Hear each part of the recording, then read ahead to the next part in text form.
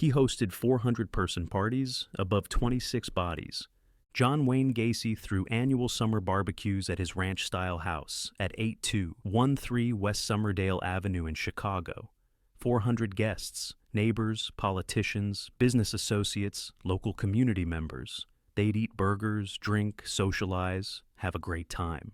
Meanwhile, directly beneath their feet in the crawl space, 26 bodies were decomposing. Think about that for a second. People dancing, laughing, eating potato salad while standing 3 feet above a mass grave.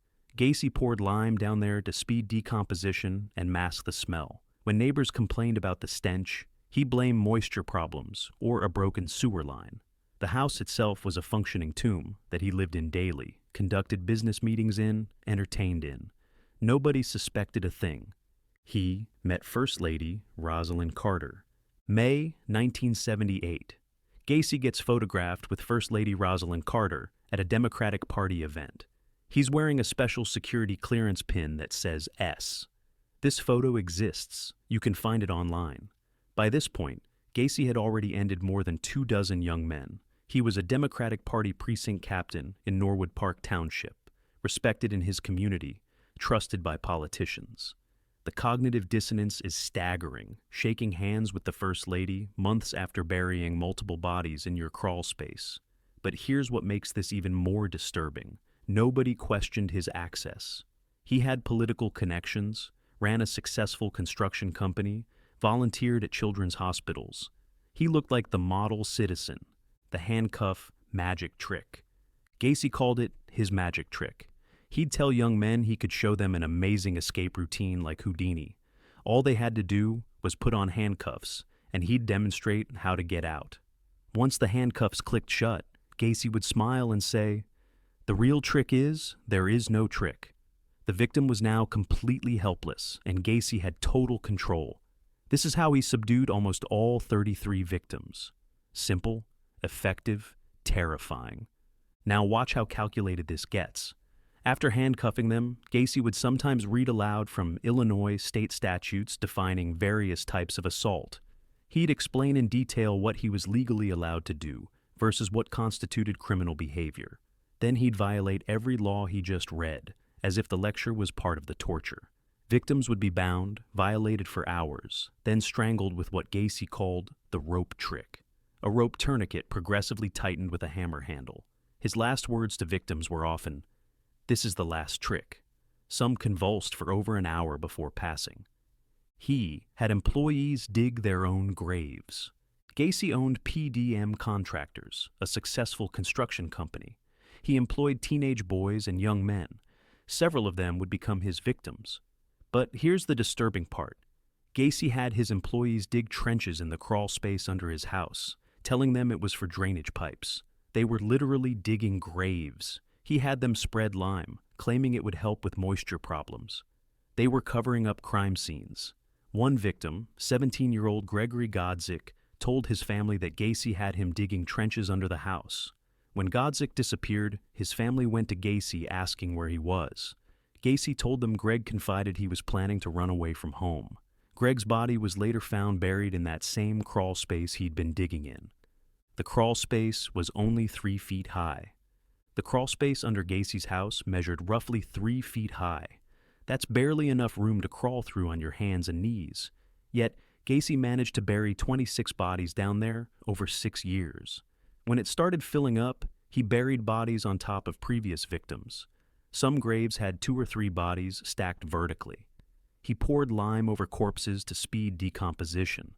By 1978, the crawl space was completely full, no more room.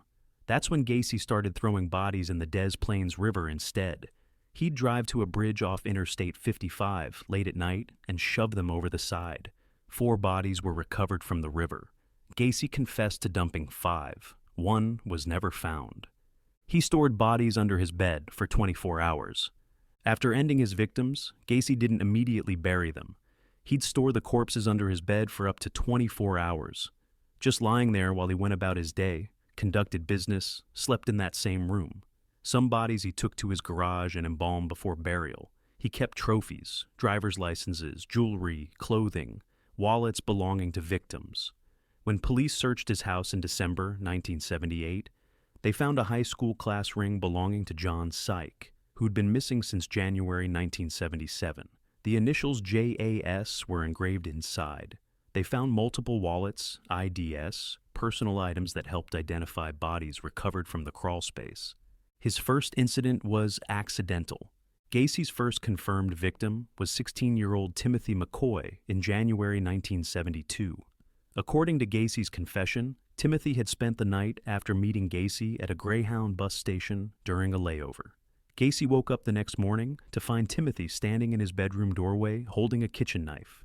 Gacy claimed he acted in self-defense, wrestling the knife away and stabbing Timothy multiple times in the chest. But here's the disturbing truth Gacy later admitted. Timothy wasn't holding a knife to threaten him. The teenager had gotten up early to make breakfast as a thank you gesture for letting him stay the night. He was standing there with a kitchen knife because he was about to cook. Gacy realized this after ending the boy's life, and here's what he said about it in later interviews. As he stabbed Timothy and listened to the gurgulations and gasping, he experienced what he called a mind-numbing climax. He added, "That's when I realized that ending someone was the ultimate thrill." He buried Timothy in the crawl space and told no one for 6 years. He performed fake executions. One victim who survived was Robert Donnelly, a 19-year-old Gacy abducted from a Chicago bus stop in 1977. After bringing him to his house, Gacy violated and tortured Donnelly for hours. He repeatedly dunked Donnelly's head in a bathtub until he passed out. Then Gacy performed fake executions with a gun loaded with blanks, pulling the trigger while Donnelly begged for his life.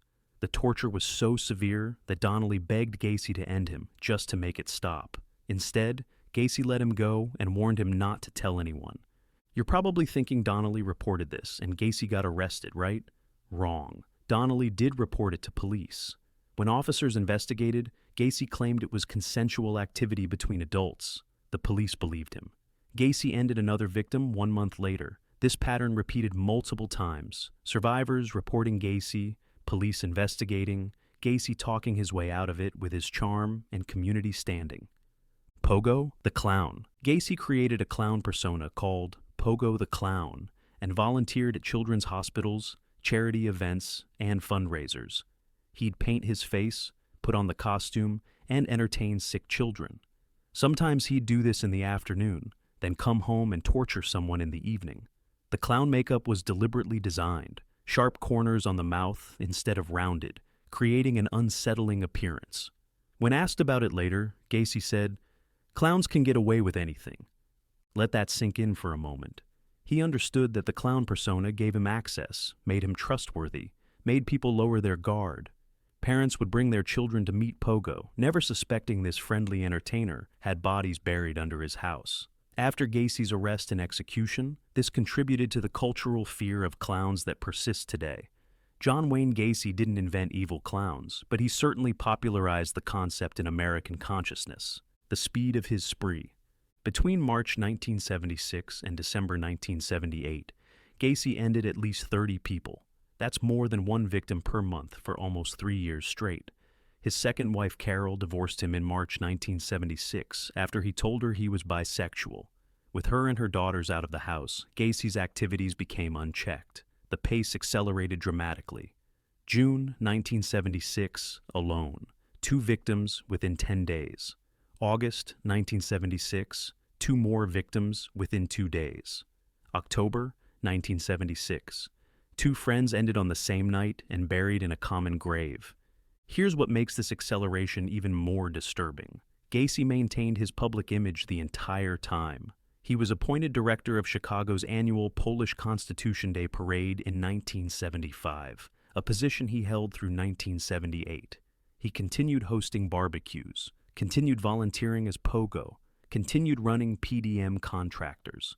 The double life was seamless, effortless, sustained for years without anyone suspecting. He blamed his employees. After his arrest, Gacy tried claiming his employees committed the incidents. He specifically named Michael Rossi, saying Rossi had socialized with victim John Syke the night he disappeared, and when Gacy returned home, Zik was gone. Gacy claimed, "It wasn't my business, and I stayed out of other people's business." He tried to paint himself as an innocent bystander whose home was used by his construction workers for nefarious purposes. Think about it from the investigator's perspective. This man drew a detailed map of the crawl space showing exactly where 26 bodies were buried. He gave names of 6 victims. He confessed to the method, the routine, the timeline. Then he tried claiming he had no knowledge of any of it. When that didn't work, he said he'd taken sodium amytal truth serum for 3.5 hours, and it proved he had no knowledge of the crimes. The jury deliberated less than 2 hours before finding him guilty on all 33 counts. Some victims remain unidentified. Of the 33 confirmed victims, 5 remain unidentified as of 2024. They're known only by their assigned numbers: Victim 10, Victim 13, Victim 21, Victim 26, and Victim 28. Cook County Sheriff Tom Dart reopened the case in 2011 using modern DNA technology to try identifying the remaining bodies. Since then, 2 have been identified: William George Bundy in 2011 and Francis Wayne Alexander in 2021. But here's the disturbing reality behind these unidentified victims. Many were runaways, drifters, young men estranged from families who didn't report them missing. Gacy specifically targeted vulnerable people who wouldn't be missed quickly. He picked up victims at Chicago's Greyhound bus station, knowing they were transient. He offered construction jobs to young men with nowhere else to go. He understood that society often overlooks missing, marginalized people. 5 families still don't know what happened to their sons, brothers, or fathers. 5 young men ended, buried, and reduced to numbers. The house stayed standing for months. After authorities discovered the bodies in December 1978, Gacy's house remained standing while the excavation continued. For weeks, investigators dug through the crawl space, removing body after body. 26 from the crawl space, 3 more buried elsewhere on the property. The spectacle was massive. Crowds of press and onlookers surrounded the property as corpses were carried out one after another. The house wasn't demolished until 1979, after detectives finished collecting evidence. The lot remained vacant for 9 years. Nobody wanted to build there. In 1988, a new home was finally constructed on the land and given a different address: 8215 West Summerdale Avenue instead of 8213. But neighbors still know. The history doesn't disappear with a new address. People drive by that house today, almost 50 years later, and remember what was buried there. Some crimes are too massive to erase. His final words: May 10th, 1994, John Wayne Gacy, age 52, was executed by lethal injection at Stateville Correctional Center. He'd spent 14 years on Ending Row filing dozens of appeals, all of which failed. His final statement: authorities never had enough evidence to charge me. They never had any evidence. I'm an innocent man. Even at the very end, facing execution for 33 confirmed incidents with bodies dug from his property, victims identified through dental records and DNA, his own confessions on record, his detailed map of burial sites, Gacy maintained innocence. Not remorse, not acknowledgement, not apology to the families. Just continued claims that he was the real victim, that the system failed him, that the evidence wasn't real. The audacity is almost as disturbing as the crimes themselves. If this helped you understand the John Wayne Gacy case, hit that like button. Subscribe for more true crime explained simply. Thanks for watching.